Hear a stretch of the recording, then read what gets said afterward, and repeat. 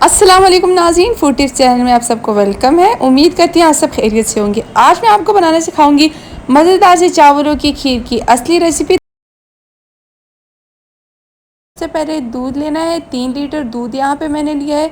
दूध आप पैकेट वाला भी ले सकते हैं, खुला भी ले सकते हैं। यहाँ पे जैसा कि आप देख रहे हैं मैंने 3 लीटर पैकेट वाला दूध लिया है और इसके साथ साथ मैंने 1 कप फुल चीनी ली है। चीनी को आप कम या ज़्यादा रख सकते हैं अपने हिसाब के मुताबिक।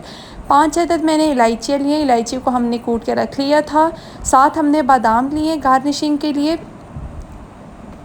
और चावल हमने लिए हैं 1.5 कप। चावलों को हमने आधे घंटे के लिए पानी में सोख करके रख दिया था और साथ हमने गार्निशिंग के लिए चांदी वर्क भी लिया है। तो चलिए जी चलते हैं नेक्स्ट स्टेप की तरफ। तो चावलों को हमने आधे घंटे के लिए पानी में सोख कर दिया था। अब हमने इसको हाथ से ही मैश कर लेना है। यहाँ पे मैंने बासमती चावल लिए हैं, टोटा चावल नहीं लिए, बासमती लिए और सोख करने के बाद मैंने यहाँ पे इसको हाथ से ही मैश कर दिया है। इसको अच्छे से हमने हाथ से मैश कर देना है। मैश के बाद हम इसको ब्लेंड करेंगे। जी तो चलते हैं अब नेक्स्ट स्टेप की तरफ। चावल हमारे मैश हो चुके हैं। अब हमने चावलों को जूसर में डाल देना है। इसको अब हमने अच्छे से ब्लेंड कर देना है। चावलों में हम थोड़ा सा पानी ऐड करेंगे, ज़्यादा नहीं, बिल्कुल थोड़ा सा। जैसे कि आप देख रहे हैं कि चावल हमारे ब्लेंड हो रहे हैं इसमें। जी तो चावल हमारे ब्लेंड हो गए हैं, हमारा पेस्ट बन चुका है। जी तो अब हमने पतीले को आग पर रख दिया है। इसमें अब हमने 3 लीटर दूध शामिल कर देना है। पतीला हमारा थोड़ा गर्म हो चुका था। अब हम इसमें 3 लीटर दूध शामिल करेंगे, 1-1 लीटर करके। जी तो दूध हमारा शामिल हो गया है 3 लीटर। अब हमने इसमें 1 लीटर पानी ऐड कर देना है। पानी के साथ साथ हमने जो इलायची पीस के रखी हुई थी वो भी हमने ऐड कर देना है ताकि फ्रेश फ्लेवर आए। जी तो इलायची और दूध हमने रख दिया है। अब हमने इसको हल्की आंच पर 30 मिनट के लिए रख देना है ताकि दूध हमारा उबल जाए अच्छे से। जी तो 30 मिनट बाद जैसा कि आप देख सकते हैं कि हल्की आंच पर हमने दूध को उबाल लिया है। दूध हमारा अच्छे से उबल गया है। हल्की आंच पर उबालने से ये होता है कि दूध हमारा गिरता नहीं है, हल्की आंच पर अच्छे से उबल जाता है और जो मलाई होती है वो भी दूध के ऊपर आ जाती है। मलाई से खीर का बहुत अच्छा जायका बनता है और एक डिफरेंट सा कलर खीर में हमें मिलता है। उसके बाद हमने जो चावलों का पेस्ट रेडी किया था वो हमने थोड़ा थोड़ा करके डाल लेना है। ऐड करने से पहले हमने चम्मच हिला देना है ताकि पेस्ट नीचे ना रह जाए। और चावल हम थोड़े थोड़े करके ऐड करेंगे और साथ साथ हम चम्मच भी हिलाते जाएंगे ताकि चावल नीचे लग ना जाए या चावलों की गुठलियाँ ना बन जाए बीच में। साथ साथ हमने चावल ऐड करते रहना है, साथ साथ हमने चम्मच हिलाते रहना है। जी तो जैसा कि आप देख रहे हैं कि चावल हमने ऐड कर लिए हैं।